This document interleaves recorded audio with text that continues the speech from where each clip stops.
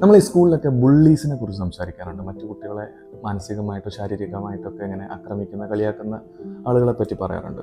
ഈ ബുള്ളിങ് എന്നുള്ള വിഷയം നമ്മൾ സംസാരിക്കുമ്പോൾ നമ്മൾ എപ്പോഴും പറയാറ് ബുള്ളി ചെയ്യുന്ന കുട്ടികളെ പറ്റിയാണ്, അല്ലെങ്കിൽ അതുപോലെ അഗ്രസീവ് ആവുന്ന കുട്ടികളെ പറ്റിയാണ്, മറ്റുള്ളവരെ കളിയാക്കുകയും ആ ഒരു ഡോമിനൻസ് കാണിക്കുന്ന ആളുകളെ പറ്റി. ആ ബുള്ളി ചെയ്യപ്പെടുന്ന ആളെ പറ്റിയിട്ട് നമ്മൾ സംസാരിക്കാറ്. ADHD ഉള്ള കുട്ടിയെ സംബന്ധിച്ചിടത്തോളം ഉള്ള പ്രശ്നം ആര് ബുള്ളി ചെയ്യുന്നു, അല്ലെങ്കിൽ എന്തിനെന്നെ ബുള്ളി ചെയ്യുന്നു എന്നില്ല, എന്തുകൊണ്ട് എന്നെ ബുള്ളി ചെയ്യുന്നു എന്നുള്ളതാണ്. അതുപോലെ എല്ലാവരും കൂട്ടം കൂടിയിരിക്കുന്ന സമയത്ത് എല്ലാ ബുള്ളിങ്ങിനും ഇരയായിക്കൊണ്ടിരിക്കുന്ന ഒരു വ്യക്തി, എന്തുകൊണ്ട് ഞാനത് അങ്ങനെ ആയിക്കൊണ്ടിരിക്കും? ചെറിയ ചെറിയ കാര്യങ്ങൾ പോലും എന്നെ സംബന്ധിച്ച് വലിയ വിഷയങ്ങളായിരുന്നു. എന്തുകൊണ്ടാണ്?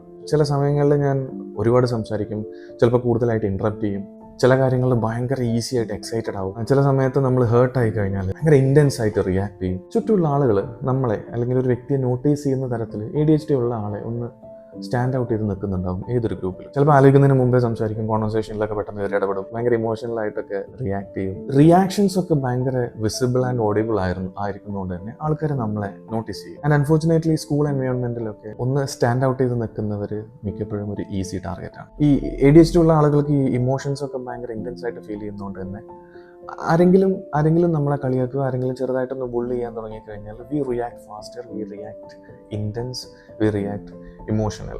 ഇൻസ്റ്റന്റ് ആയിട്ട് തന്നെ ആ ഒരു റിയാക്ഷൻ അവർക്ക് കിട്ടും. ആൻഡ് ബുള്ളി ചെയ്യുന്ന ആളുകൾക്ക് അവർക്ക് വേണ്ടത് ഇതുപോലത്തെ ഒരു റിയാക്ഷനാണ്, അല്ലാണ്ട് ഇതിനെ മൈൻഡ് ചെയ്യാതെ മാറി നിൽക്കുന്ന ഒരാളെയല്ല.